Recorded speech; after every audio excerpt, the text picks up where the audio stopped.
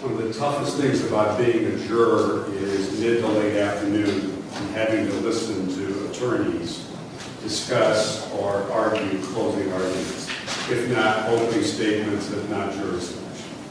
So at this point in time, I'm going to ask all of you to be as attentive as you were to the judge and to Mr. Bonnell, and please give me the same courtesy.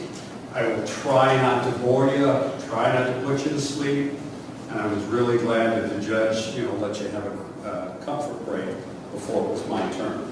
Now, the rules are, when it comes to final argument in criminal cases, that the state of Ohio gets to go first, they get to go last.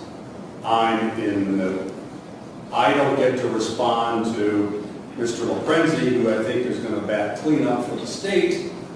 I don't get to follow him. Those are the rules. I'd love to, because I'm sure that Mr. Loprenzi is probably going to offer a gentle critique of what I have to say. All right? But I want you to please pay attention to me and also offer Mr. Loprenzi the same courtesy. And then Judge O'Brien is going to give you a couple more remarks, and then we'll go from there. Fair enough? All right. Now, the theme, the theory, our position in the defense is that on the 8 o'clock hour, closer to 8:45 on March 20th, 2017,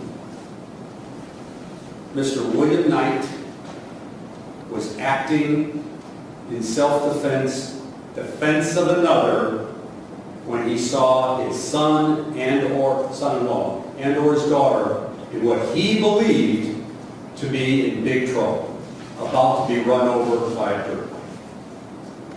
Ohio law says that a person has the right to defend himself or another if he believes there's actual danger.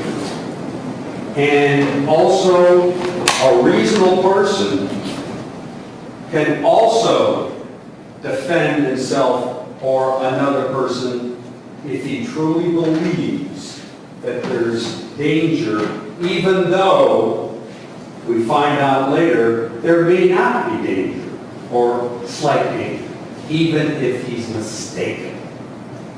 Remember that. You are each going to be given, I believe the court is going to give them, or just one copy. No, several. You'll get a bunch of the 47-page jury instruction book. Okay? And that's where you guys are going to earn a lot of money just reading that. Okay? Now, let's go back to March 2016, or February 2016. You are going to see an exhibit, a defense exhibit, that says that on or about sometime in February 2016 over in Annapolis, that a dirt bike is stolen out of the garage of Curtis and Michelle Gill.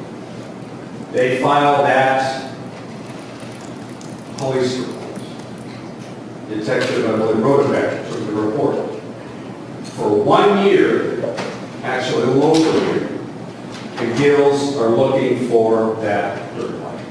It belongs to their son, Seth. And then we fast forward just about a year, and Mr. Gill is on the internet, and he gets wind of the fact that possibly that dirt bike is now being offered for sale. So Mr. Gill tries to call, doesn't get a response, gets a buddy of his, Mr. Ambrose Kerensky. I know I butchered the gentleman's name, and I apologize for that. But it's Ambrose K. And he gets a hold of these people. And that person would be Justin Badgett. Justin Badgett is a little, but he happens to know a fellow by the name of Keith Johnson. Keith Johnson is the person who asked Mr. Badgett, put this on the social media. Try to sell it for me. I'll give you $100. Okay, that sounds pretty good, Mr. Badgett. So he complies, And then Mr. Gill contacts Badgett, and they set up a meeting at Badgett's house on Leonora. And that's where the exchange or the inspection is supposed to take. And so Mr. Gill goes over in his own truck full of tools, the black pickup truck, and he goes over there.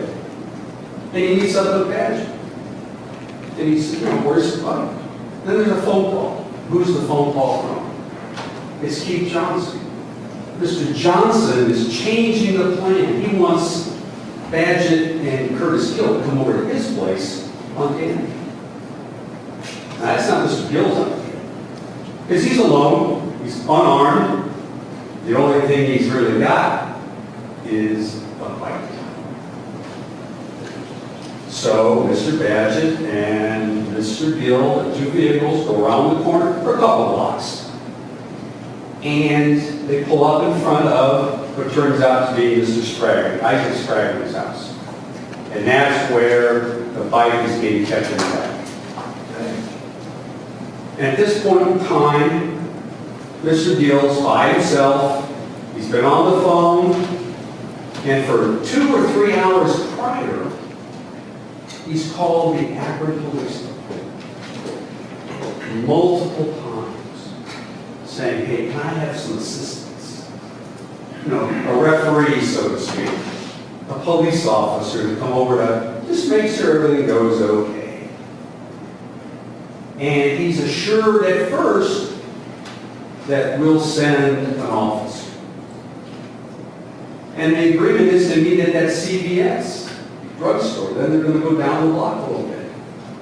Well, the officer doesn't make it. The last thing that the officer does say is you shouldn't go down there without a police officer. Well, to begin with, you heard Captain Laughlin say, that's a good idea, taking a police officer with you. We encourage that. And God bless the police. Gotta have them. We don't have them, we have anarchy. But there was no one that appeared to help out Mr. Gill that night from the police department. Now, why does he ignore that advice from, not a police officer, but a dispatcher that says, don't go over there without a police officer? What has Mr. Gill heard from Mr. Badgett? Hey, we got to get over to Danby before it gets dark, or the bike will be gone. Mr. Gill's been waiting a year to find that bike. So he decides, I'm going to go over there because that bike's going to be gone. And who's telling him that? It's Mr. Badgett being told by Mr. Johnson. That's the way it's going to be. Mr. Johnson wants them to come over to his place. He wants that $500 or $600 or $700, even though he's selling a stolen bike that he knows is stolen. Brandon Ward told you that they knew it was a stolen bike. So they get around the corner, pull up in front of the straggling house. The bike is brought out. A little trouble starting it. And at about that time, a few minutes later, who comes around the corner but Mr. Knight in his red pickup truck with Michelle. Why does he follow? First of all, he couldn't find a place. But Mr. Gill had asked Mr. Knight, bring your truck. My truck's full of tools. We'll put the bike in your truck. They come around the corner. Michelle Gill gets out. She walks up to the group. One of the first things she does is she gets on the phone, calls 911 again, and says, hey, you know, these people are getting kind of aggressive. How about sending somebody? Mr. Gill is talking in a conversational tone. You heard a couple of witnesses say the initial conversation is very civilized. Mr. Gill is inspecting the bike. Mr. Johnson's expecting to sell the bike. And then when Mr. Gill has his flashlight out, remember it's dark, and several people say how dark it was. It's right around 10 minutes to 5 minutes to 9. He's got the flashlight out, he's checking the serial number, looks at this title and says, "This bike's stolen, it's mine." At this point in time, Badgett goes, "Uh-oh, we have a problem." And that's when Mr. Badgett decides he's getting out of it. Because now the conversation starts to turn ugly. You heard Mr. Bench, who was working in a house across the street, renovating a bathroom. He gets in his little van and he's backing out. He looks over and sees the bike sitting there.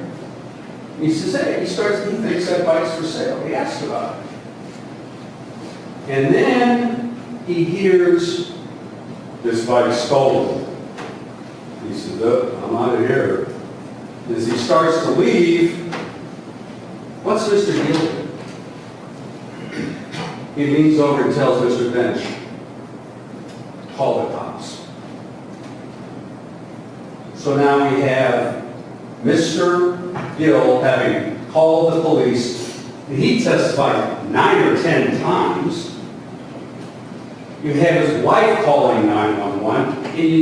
Mr. Gill is asking Mr. Bench, a complete stranger, "Hey, how about calling the cops?" Mr. Bench does that. By the time he gets to Eastwood, he's called the police, left a message that says, I'm paraphrasing, says, "You better get over here. There might be a problem, there might be trouble." So at this point in time, once Mr. Johnson sees that title there, he knows he's busted. He sees that $500 or $600 fly out the window. He says, "Well, give me something. Give me $100. And what's Mr. Gill say? "Why should I give you anything? It's my bike."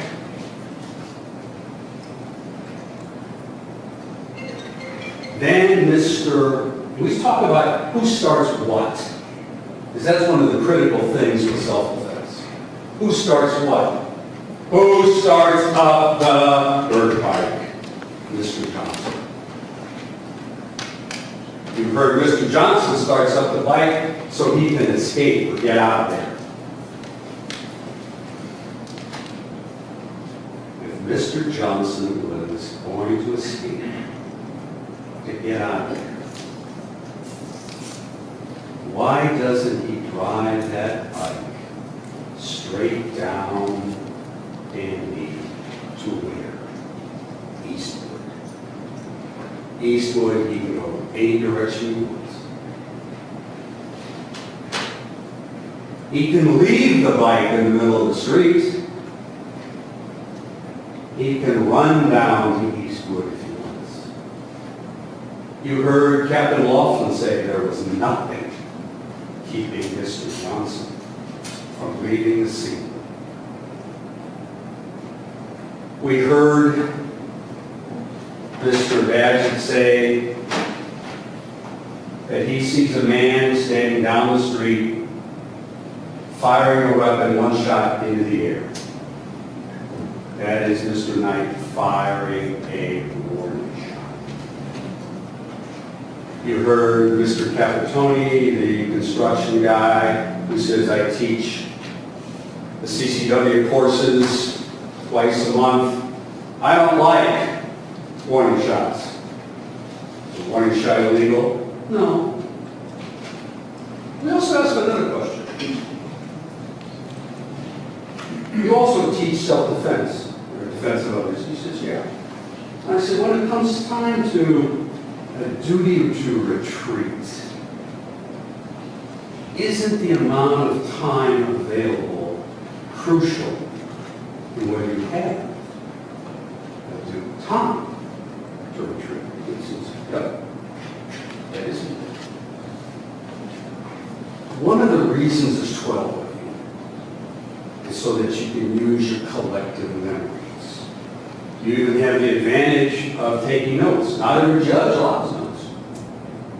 But because it's a fairly long trial, the good judge says, yeah, that'll help the people in the jury box remember things. So you have that advantage. You also have your own memories. Now, we have Mr. Johnson now. He's revving up that engine. Redlining, you hear. When you redline the bike, you're getting real close. If it's not running, you're getting real close to blow the engine. And around this time, you hear Mr. Batchet say, you know, I think I heard Ward say, hey, give him the bike. What's interesting is that when Mr. Ward takes the witness stand, he says, yeah, I kind of said that. I think I said that. Okay? So Mr. Ward, who is Mr. Johnson's best friend, he considers no brother. So I would agree with Mr. Baldwin that Mr. Ward is probably a pretty honest guy. He's going to call him as he sees him. And he sees that he takes off. We hear about the bike bouncing off one of those two cars being worked on across the street, and it goes down. And the bike goes down. You hear different descriptions. It goes down, but Mr. Johnson never gets off the seat, or he never goes down. Fine, except either one of those. But if Mr. Johnson is trying to retreat and get out of there, why doesn't he just point that bike and go down Danny? Why doesn't he just say, heck of a bike, and on foot take off? But he doesn't. You've heard a couple of people testify that he turns the bike around, does a wheelie, and he comes back toward his group. That's what Mr. Knight sees. We know that Curtis Gill is in the street because we've heard a couple of people testify that Gill either runs or walks after Mr. Johnson. So you know he's in the middle of the street. You heard Mr. Gill testify that he dove out of the way. He's already been cut, or dinged up, that's my phrase, dinged up by when Mr. Johnson pulls away. You're going to see the photos of the bloody left hand, and you're going to see the shin with some blood on it. Not the world's worst injuries, we're not saying that. You saw the scar that is finally healed. But we're saying, that's what's in Mr. Gill's mind. I've been already hit once. It looks like I'm going to get hit again. He dives out of the way. So, has Mr. Gill really started something, or has Mr. Johnson started? Next thing we hear about is a person has to believe that they are in legitimate danger of either serious physical harm or death. All right. Now, we asked the good captain here about trucks and cars and bikes causing, the state put down a deadly weapon. I never said deadly weapon when I talked to the captain. I said weapon. Maybe a car can kill you. Maybe a truck can kill you. Maybe a motorcycle can kill you. If a dirt bike's going fast enough, maybe it could. But it could certainly cause what? Some serious physical injury. So that's what's going through Kurt's mind as he dives out of the way. Now, William Knight. William Knight, back then, is 63 years old. Had no criminal record. If he had a criminal record, he probably couldn't get a CCW permit. Why does he get one on Portage County? He lives in Portage County, Streetsboro. He's only had it a couple months. And here's a guy who, by all accounts, worked construction all his life, married the same woman for 40, 41 years, who passed away about a year and a half before this incident. He's got 3 people left in the world. His daughter, his grandson, and his son. You hear him tell that after a lot of times, a couple times a week anyway, he goes to the cemetery to visit his wife's grave, and he drops in on his his daughter's house. And on this day, March 17th, March 20th rather, 2017, he gets there, goes in to have a cup of coffee, and his son-in-law, Curtis, says, hey, listen, I think I found the bike.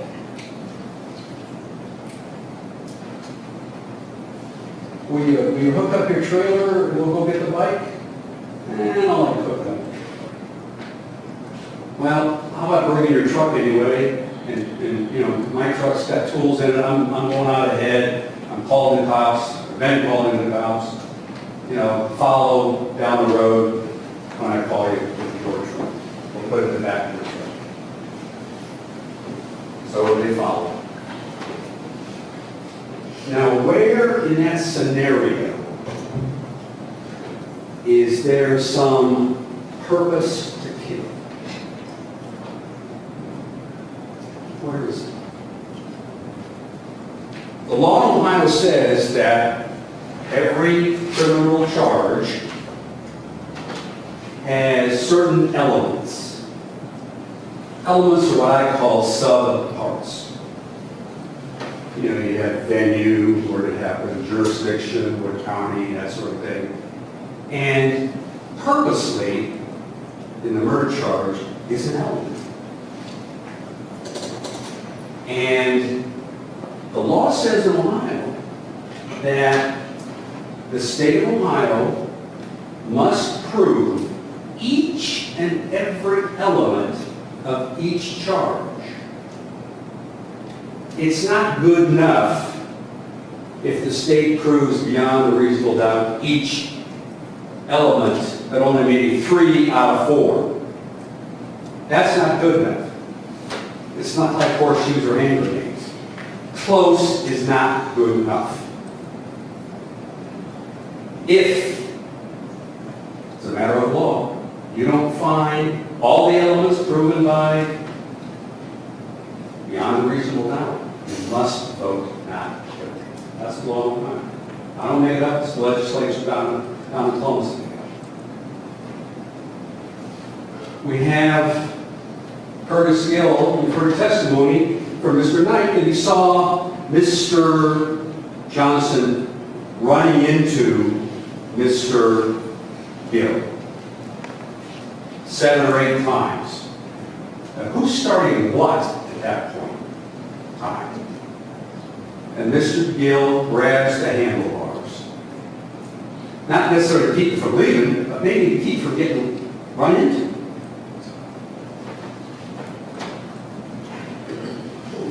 Mr. Johnson runs the bike, takes off, knocks Mr. Gill aside. That's where he gets his cuts and bruises. Banks off that car and then goes down. And I've already argued with you, or pointed out to you, that he could have left at that point in time. Mr. Knight is standing back by his truck. Captain Laughlin says that's about 90 feet away, 30 yards. Now imagine a person who's already fired a warning shot. Why the warning shot? He wants to disperse this group.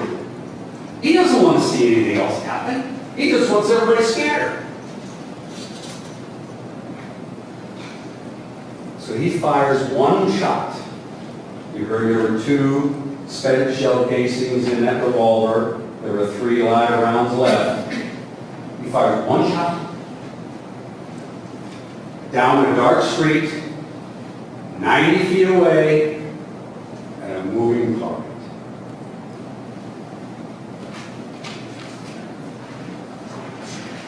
It's a tragedy. I agree. Every man's death diminishes his heart. But you have to put yourself, and that's what the law says.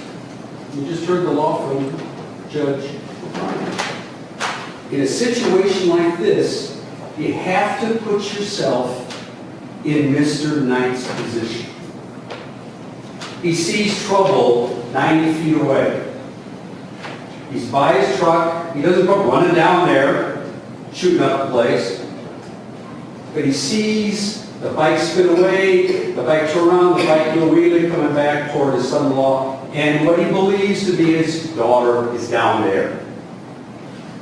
That's what his mind. Okay? So he's fired a warning shot, then he fires the second shot. All right, and strikes Mr. Johnson. He saw photos of the body that is, actually the bike is partially under Mr. Gill's black pickup truck. You see the body laying on the ground. And what's on the street beside Mr. Johnson's body?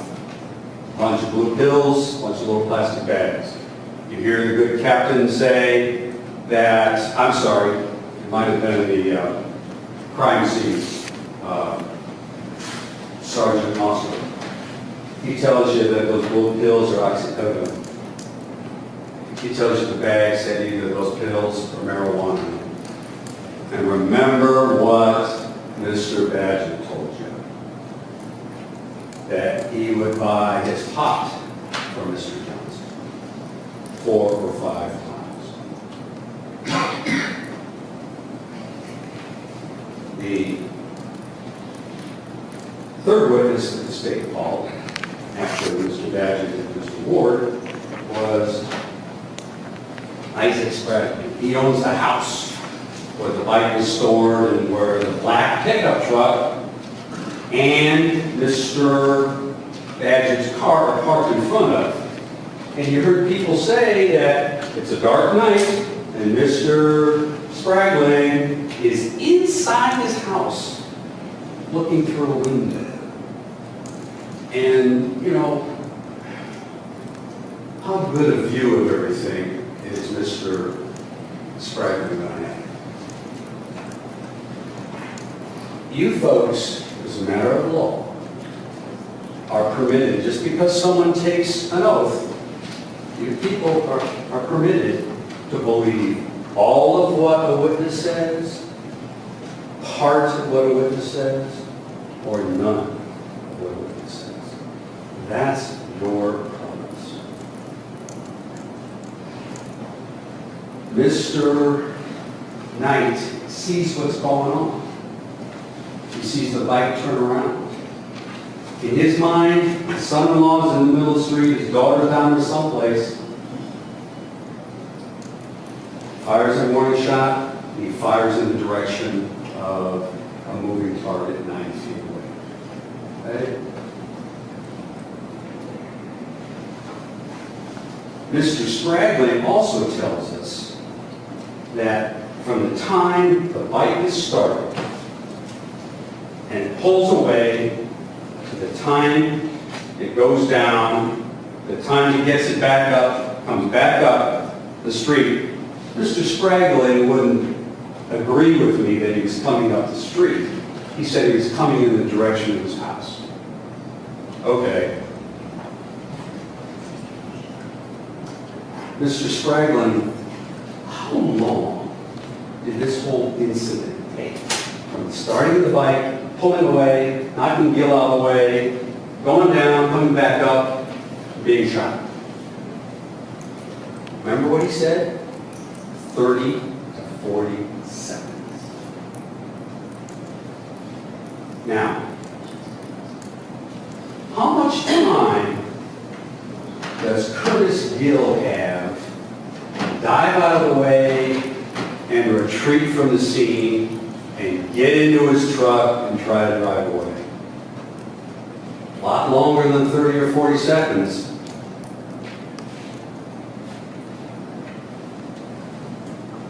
It's our contention that we have satisfied all the requirements of self-defense. We didn't start this. We came over to look up at a dirt bike, unarmed. The only thing that Mr. Gill was armed with was a car tie, bike tie.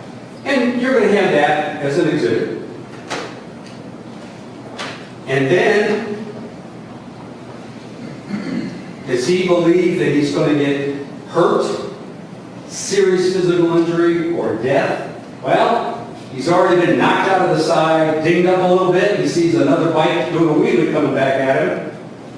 What's he think then? That's what Mr. Knight is going through his mind. He believes that his son-in-law and or his daughter are in danger. He fires those 2 shots. Patrolman Arroyo testifies. He says he's basically the first one, he and his partner, I think it was Officer Sanders, come up to Mr. Knight. And who's there with Mr. Knight now? His daughter's with him. She's on the phone. He tells Patrolman Arroyo and or the dispatcher that here's my social security number, here's my name. This guy tried to run down my daughter, or my son-in-law, or my family.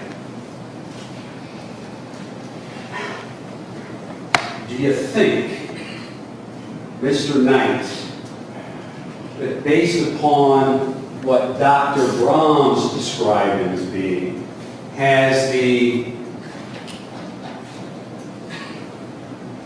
intellect to all of a sudden say, hey, I got to come up with defense of another? That's one of the reasons Dr. Brahms testified. So that you folks understood that it's from the time you're born, your childhood, your early adulthood, to your middle adulthood, to the last 10 or 15 years. That's what makes up your personality. That's your life experiences. You heard that Mr. Knight didn't like confrontation. He'd avoided it his entire life. He's still grieving over the loss of his wife. He kept to himself, worked at the same job for 40-odd years, married the same woman, the only woman he ever loved. And then he's about to see in his own mind the 3 people left in his life are about to be eradicated. Maybe that's mistaken, maybe it's reality. That's why he fires another shot.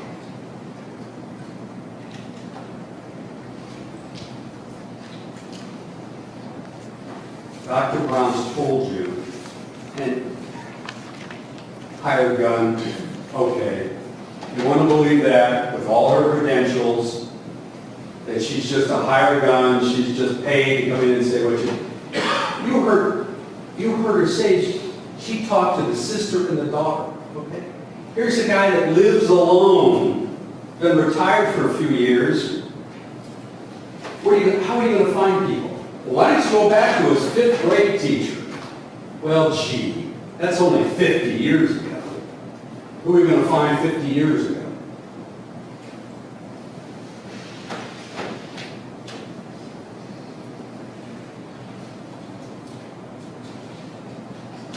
At the end of Mr. Knight's testimony, we played a cruiser tape, not our tape. It's a police cruiser. They have their dash cams, they can spin things around. It's basically a camera from inside the cruiser. It's Cruiser 14. And you saw Mr. Knight get in there, and you judge what kind of shape he was in. First thing he says is, where's my diabetes medicine? And the second thing he says is, how's my kids, or where's my kids? And he asks about his truck. And then you hear him, my belief was, he was hyperventilating, and he was starting to cry. Now, is that the kind of guy that was purposely trying to kill another human being? Is that the kind of guy that truly believed that his family was in danger, and that's why he fired the shot? He's not thinking of, well, gee, Kirk didn't start it, or Kirk did start it, or Mr. Johnson started. Hey, that's going through his mind. Well, he violated the duty to retreat. Well, is that what's going through his mind? He tells you what he saw, what he thought.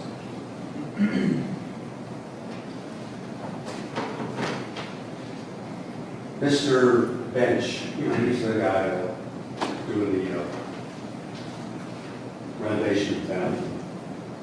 He wants to buy the bike, hears it's stolen, and says, oh man, watch out.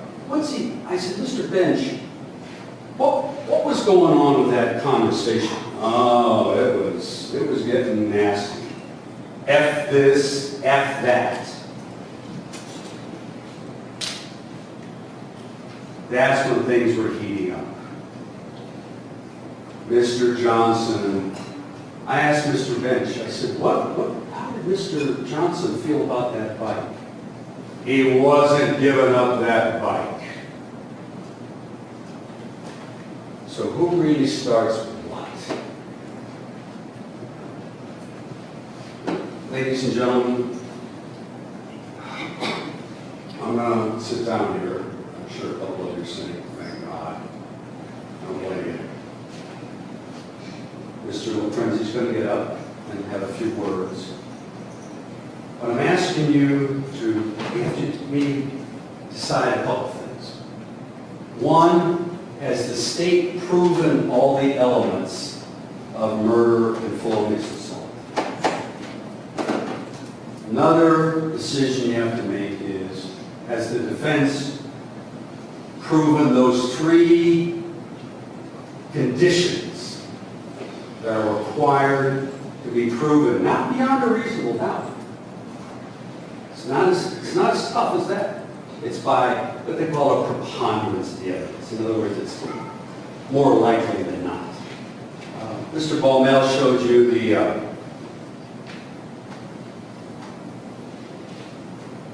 Lady of Justice. She's got a set of scales. And those scales are supposed to be balanced. Now, for the state to prove beyond a reasonable doubt, that's the heaviest duty that we have in our justice system. I mean, those scales got to go like that.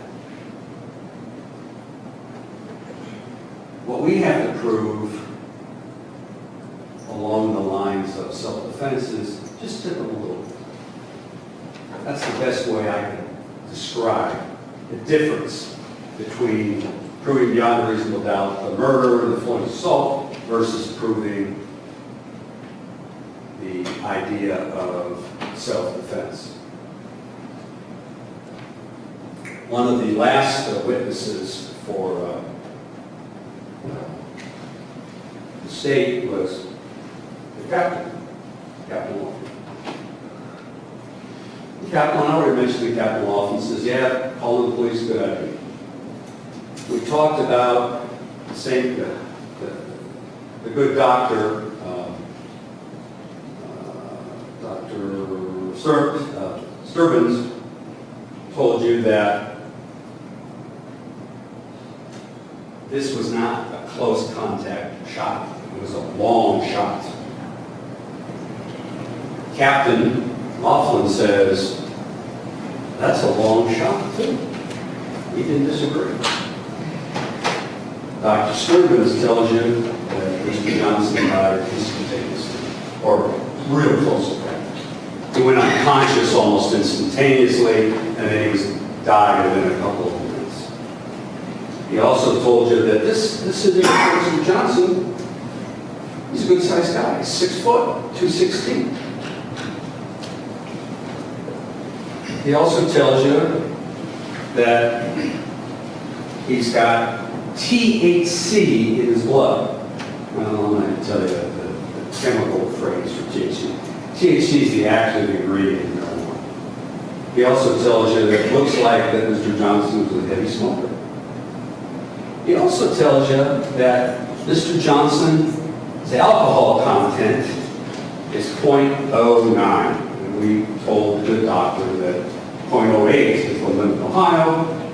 So what you have here is Mr. Johnson, who's got marijuana in his system. He's legally drunk. He's riding a dirt bike up and down the road, showing that it works. Not out of control, according to Mr. Ward or Mr. Badgett. And he's the one that bounces off the car. And then he's the one who has the opportunity to leave. Dr. Sturbins doesn't, he just calls them as he sees them. So what I want you to understand is that we have these people. They have come over here for the most innocent of reasons. Mr. Knight is told, bring your truck. We're going to get your grandson's dirt bike back. Hey, I'm not sure what happened. He's basically drafted into coming over to Danby. Got no expectation of trouble. And all of a sudden, in a matter of seconds, his world gets turned upside down. Ladies and gentlemen,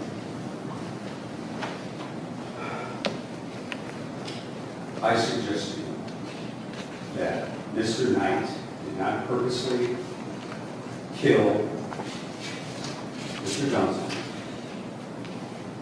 That all the elements of the other murder charge or the felonious assault charge are there.